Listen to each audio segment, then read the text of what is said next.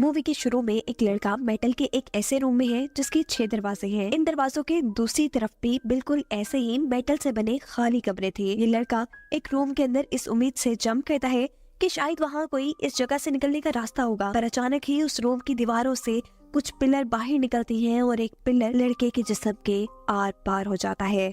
ये लड़का मर चुका था, जिससे मालूम होता है कि ये जगह एक डेथ ट्रैप है। अगले सीन में ऐसे ही क्यूब नुमा रूम के अंदर 3 लोगों को दिखाया गया है जिनको कुछ याद नहीं कि वो यहाँ कैसे पहुँचे हैं। उनके पास उनका कोई सामान भी नहीं है। इससे पहले कि ये लोग सिचुएशन को समझ पाते, एक आदमी इनके रूम में जूता गिराता है और ये जानने के बाद कि ये रूम सेफ है, वो हिरोशी नाम का लड़का इस रूम में जंप कर देता है। कुछ देर बाद इस रूम में एक लड़की भी आ जाती है और अब जब हिरोशी इस रूम से भी निकलने के लिए अपने ऊपर वाला दरवाजा खोलता है तो वहाँ से उसी लड़के की लाश आकर कमरे में गिरती है जो पिछले ही सीन में मरा था, जिसे देखकर कि सभी डर जाती हैं। एक लड़का तो दूसरे दरवाजे से यहाँ से निकलने का प्लान करता है, पर हिरोशी उसे रोककर कहता है कि नहीं, ऐसे किसी भी कमरे में जाना सेफ नहीं है। वो अपना जूता फेंककर कमरे को चेक करता है। जूते के रूम में जाते ही तेज आग ने उसे जला दिया था, जिससे पता चलता है कि कुछ कमरों में खतरनाक ट्रैप्स हैं जो मुख्तलिफ सेंसर्स के जरिए ऑन हो रहे थे और अगर ये लोग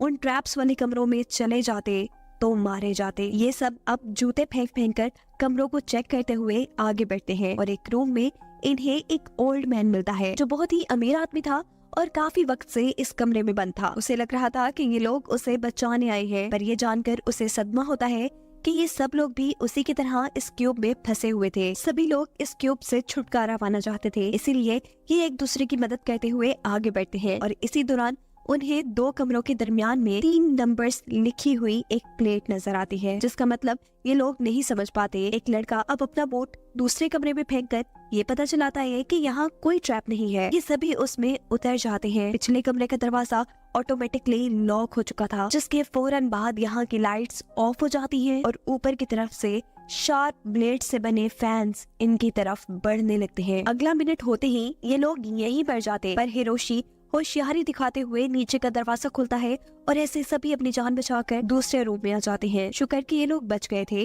पर फिलहाल इनकी जूते फेंक फेंक कर रूम चेक करने वाली ये गेम फ्लॉप हो चुकी थी। अब इन्हें कुछ नया सोचना था। इस मर्तबा चिहारो रूम्स के दरमियान में नजर आने वाले नंबर्स को कैलकुलेट करके एक थ्योरी देता है कि यहाँ जितने भी रूम्स हैं उनके गेट पर इवन नंबर्स लिखे हैं, सिवाय एक गेट के जिस पर प्राइम नंबर है।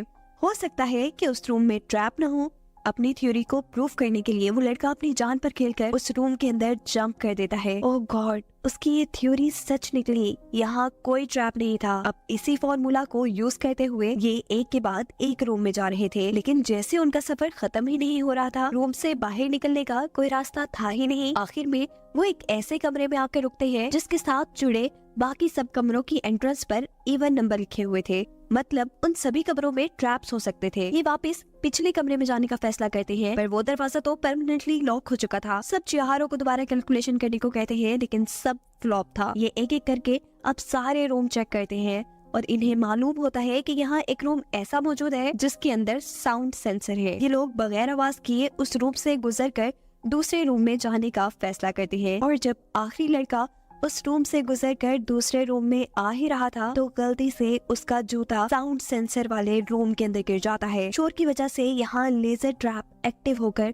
उस लड़के की टांग जख्मी हो जाती है। ये लोग दोबारा प्राइम नंबर वाली थ्योरी का इस्तेमाल करते हुए जैसे ही एक और रूम में आते हैं तो अब ये लोग परेशान हो चुके थे। ये वही रूम था जहाँ से इन्होंने आगे बढ़ना शुरू किया था। वो इस जगह से निकल ही नहीं पा रहे थे। चिहारो दोबारा कैलकुलेशन करता है और कुछ सोचते हुए ये लोग इस थ्योरी पर पहुंचते हैं कि जिस जगह वो मौजूद है ये एक क्यूब नुमा जगह है। सिर्फ यही नहीं, ये क्यूब घूम भी रहा है, बिल्कुल ऐसे ही जैसे पजल क्यूब को सॉल्व करने के लिए हम उसकी साइड्स घुमाते हैं।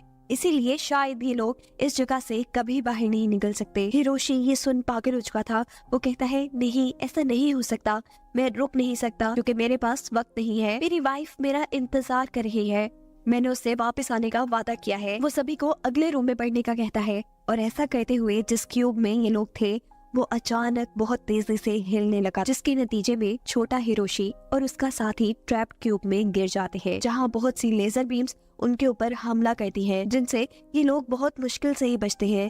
हिरोशी अपने साथियों को बचाने के लिए अपनी जान पर खेलकर उस खतरनाक क्यूब में उतर जाता है। इन दोनों को बचाकर वो सेफ क्यूब में भेजता है, पर उसकी बुरी किस्मत, खुद वो लेजर्स का शिकार होकर मर गया था। उसकी मौत से सभी सदमे में थे।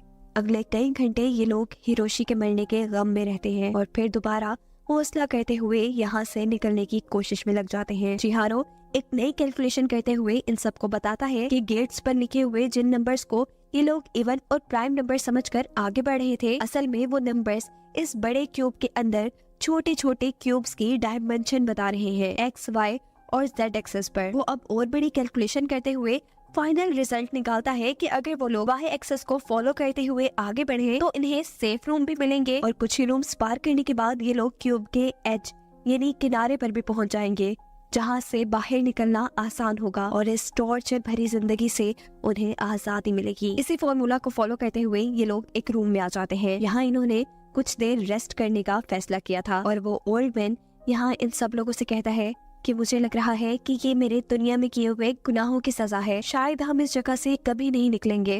मैंने बहुत से लोगों को धोखा दिया था और ये मेरी सजा है। उसके ऐसा कहते ही ऊपर से लोहे के रॉड्स आकर नीचे गिरते हैं और ये क्यूब 2 हिस्सों में डिवाइड हो जाता है। इस क्यूब के साथ उनकी टीम भी अब आधी आधी डिवाइड हो चुकी थी। ये लोग अब अलग अलग ही आगे बढ़ने का फैसला करते हैं। ओल्ड मैन और शिंजी दोनों को ही मैथ नहीं आता था, लेकिन हार वो भी मानने वाले नहीं थे। चिहारो, वो लड़की और उनका दूसरा साथी अब अपनी कैलकुलेशन करते हुए आगे बढ़ते हैं।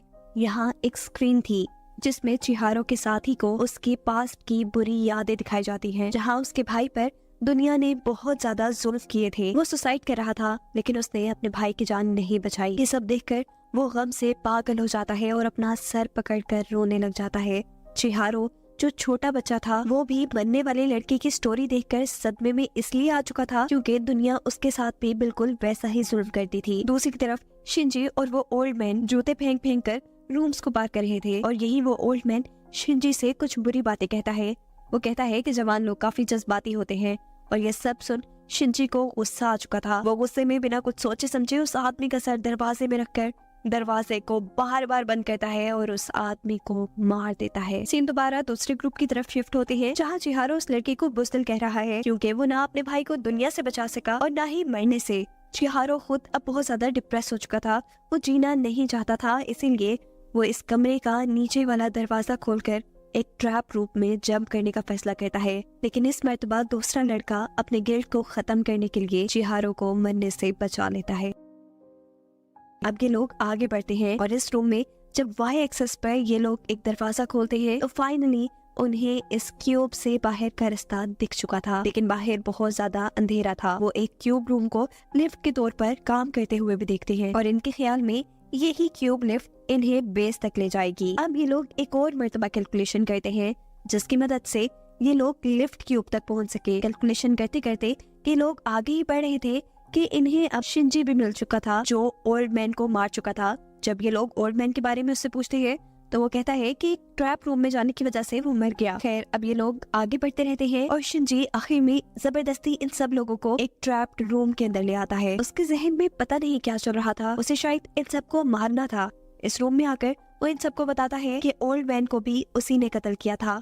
इस लड़के से डरकर चिहारो और वो लड़की एक दूसरे क्यूब में चले जाते हैं, जबकि उनके दूसरे साथी को शिंजी बहुत मारता है। वो लड़का पूछता है कि तुम आखिर मुझे मार क्यों रहे हो, तो शिंजी बताता है कि वो बस अपना बदला ले रहा है उस चीज का जो दुनिया वालों ने उसके साथ किया। वो एक लोकल शॉप पर काम करता था जहाँ उसके मालिक के साथ साथ वहाँ आने वाले सभी लोग उसकी बहुत बेइज्जती करते थे। इसी चीज ने इंसानों के लिए उसके दिल में नफरत पैदा कर दी और यही वजह है कि वो ना अब खुद जीना चाहता है और ना ही दूसरों को जिंदा देखना चाहता है। शिंजी अब गला दबाकर इस लड़के को मारने ही वाला था, लेकिन आखिरी वक्त पर उसे अपने मरे हुए भाई की याद आती है जिसे वो बचा नहीं पाया था। वो अब हिम्मत करता है और अपने आप को बचाने की कोशिश करता है। इससे पहले कि वो शिंजी की ताकत के आगे खत्म हो जाता, इस ट्रैप रूम में से ऊपर से कुछ सलाखें आकर शिंजी को ही लग जाती है और शिंजी मर जाता है। चिहारो और वो लड़की दूसरे गेट पे खड़े ये सब कुछ देख रहे थे और शिंजी के हाथों बचने वाला ये लड़का अपने दोनों साथियों को इस कमरे से बाहर निकालते हुए अपने आप को इनके लिए कुर्बान कर देता है। फाइनली चिहारो और वो लड़की लिफ्ट क्यूब तक पहुंच चुके थे, लेकिन चिहारो सदमे में था। उसके साथ जितने भी साथी थे वो पीछे रह गए थे, कुछ मर गए थे। ये लड़की उसे सहारा देती है और कहती है सामने देखो, जहाँ से बहुत तेज रोशनी आ रही थी। इसका मतलब था कि चिहारो इस क्यूब की एग्जिट तक पहुँच गया था। वो फाइनली इस टॉर्चर क्यूब से बाहर निकल गया था। चिहारो पीछे लड़की को देखता है और लड़की उसे कहती है तुम जाओ, आगे बढ़ो, अपनी लाइफ जियो, मैं बाकी बचे हुए लोगों को ढूंढने के लिए यहीं रुकूंगी। यहाँ दिखाया जाता है कि जिस लड़के ने अपनी जान पे खेलकर चिहारो को लिफ्ट रूम तक पहुँचाया था वो अभी भी जिंदा था, लेकिन शदीद जख्मी था। उसने अभी तक अपनी उम्मीद नहीं खोई थी। उसे यकीन था कि वो कभी न कभी इस क्यूब में से निकल ही जाएगा। जबकि कहानी में ट्विस्ट यहाँ आता है कि वो लड़की जो इस क्यूब में बचे हुए लोगों को लाने के लिए वापस गई थी, असल में उसी लड़की ने इस क्यूब के अंदर ये डेथ ट्रैप बनाया है। हम देखते हैं कि वो अपनी आंखों के अंदर ही सभी बच जाने वाले लोगों को मॉनिटर कर रही है और अब एक नए ग्रुप के पास पहुंची है जो इस क्यूब में फंसे हुए हैं, बिल्कुल ऐसे ही जैसे वो चिहारो के ग्रुप के पास पहुंची थी। और इसे दिखाते हुए ये कहानी यहाँ खत्म हो जाती है।